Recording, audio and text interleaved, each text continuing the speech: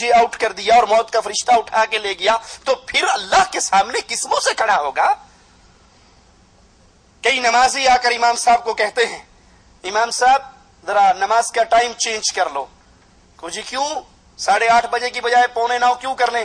کہا جی وہ جو ہے نا 8:30 بجے 8:35 پہ ڈرامہ ختم ہوتا ہے اور 8:30 پہ نماز کھڑی ہوتی ہے. ذرا مہربانی 10 منٹ آپ آگے کر لیں تو اڈا کی جانا ہے ساڈا کم سر جانا ہے. لا حول ولا قوت الا باللہ.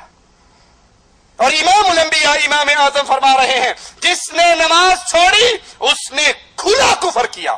فقط کفر جہارا، اس نے اعلانیہ کفر کیا، کھلا کفر کیا کہ اللہ بلا رہا ہے، آوازیں پڑھ رہے ہیں اور یہ آنکھ کھول کر مسجد کی طرف قدم نہیں اٹھاتا. اسی لیے امام الانبیاء امام اعظم محمد الرسول اللہ صلی اللہ علیہ وسلم جب قبر کے اندر ایک منظر آپ کو دکھایا جاتا ہے، ایک شخص کے سر پہ فرشتہ مقرر ہے جس کے ہاتھ میں بہت بھاری پتھر ہے، وہ اس کے سر پہ مارتا ہے، وہ پتھر لڑکتا ہوا دور چلا جاتا ہے، سر اس کا ریزہ ریزہ ہو جاتا ہے. یہ جا کر پتھر اٹھا کے لاتا ہے یہاں تک کہ سر دوبارہ اپنی اصلی شکل میں آ جاتا ہے. یہ پھر پتھر مارتا ہے اور اس کا سر پھر ریت بن جاتا ہے، پتھر دور جا کے گرتا ہے، یہ پھر اٹھانے جاتا ہے.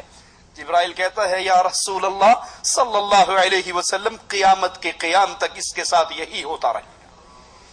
پوچھا یہ کون ہے؟ یہ کون ہے؟ یہ کون ہے؟ اللہ تجھے تیری رحمت کا واسطہ ہمیں اس بد نصیب کے ساتھ نہ بنانا، ہمیں اس بد نصیب کی جماعت میں شامل نہ فرمانا.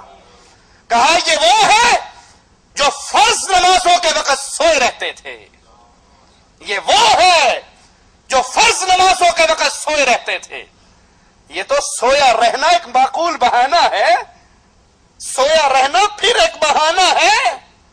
اور جو جاگتے ہوئے کرکٹ میچ کے لیے، ڈرامے کے لیے، دوستوں کی گپوں کے لیے، محفلوں کے لیے، چائے پارٹی کے لیے، ولیمے والے دن شادی کی دعوت کے لیے، یا شادی والے گھر میں یا میت والے گھر میں جاگتے ہوئے آنکھیں کھلی ہے، کان کھلے ہیں اور پھر نماز نہیں پڑھتے. آج تو شادی کا دن ہے، آج تو میت کا دن ہے.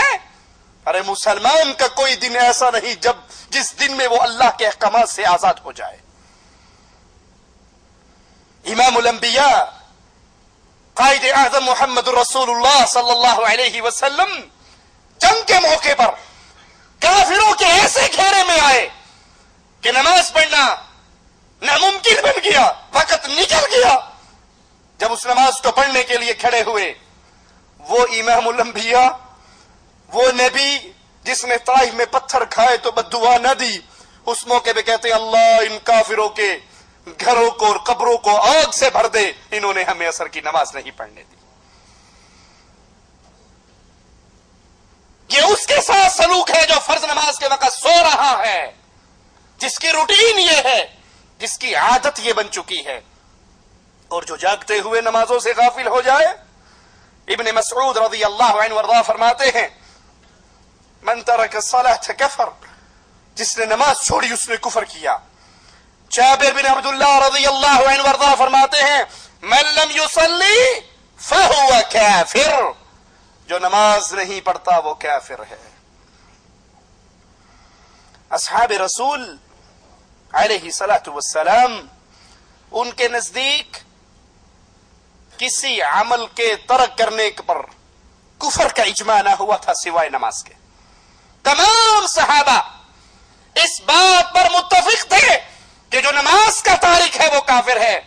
نماز کے علاوہ کسی اور عمل کے ترک پہ کفر کا فتویٰ نہیں دیتے تھے. ابو ہریرہ فرماتے ہیں رضی اللہ عنہ وارضاہ كان اصحاب رسول الله صلى الله عليه وسلم لا يرون شيئا من الاعمال تركه كفر غير الصلاة. نبی کے صحابہ کسی عمل کے ترک پہ کفر نہیں سمجھتے تھے سوائے نماز کے. نماز کے ترک پہ وہ بھی کفر جانتے تھے. مجاہد نے جابر بن عبداللہ رضی اللہ عنہ وارضاہ سے سوال کیا کہ نبی کے زمانے میں صحابہ کے نزدیک اعمال میں سے کفر اور ایمان کے درمیان فرق کرنے والی کیا چیز تھی؟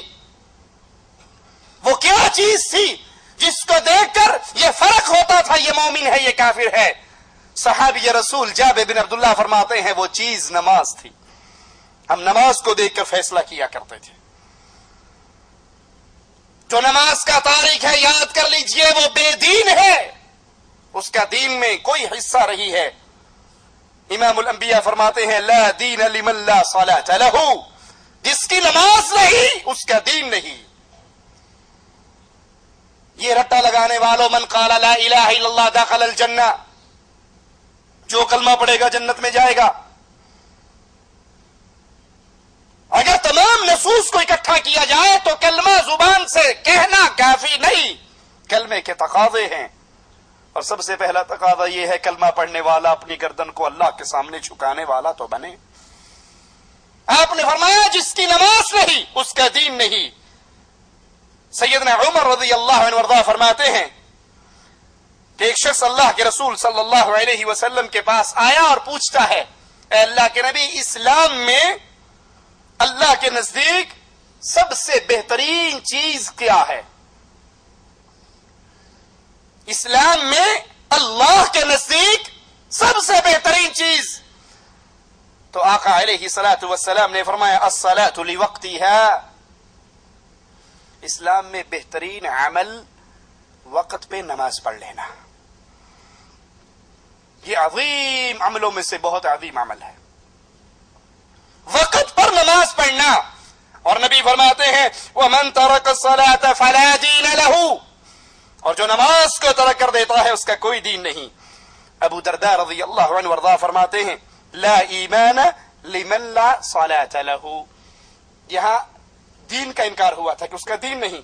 اور ابو درداء کیا فرماتے ہیں لا ایمان لمن لا صلاة له, جو نماز نہیں پڑھتا اس کا ایمان نہیں ہے, اس کے ایمان کی کوئی قیمت نہیں جو شخص نماز ادا نہیں کرتا. سیدنا عمر رضی اللہ عنہ وارضاہ فرماتے ہیں تاریک نماز کا اسلام میں کوئی حصہ نہیں ہے. نماز کے تاریک کا اسلام کے اندر کوئی حصہ نہیں. اور سیدنا عمر منبر پر فرمایا کرتے تھے لا اسلام لمن لم يصلي,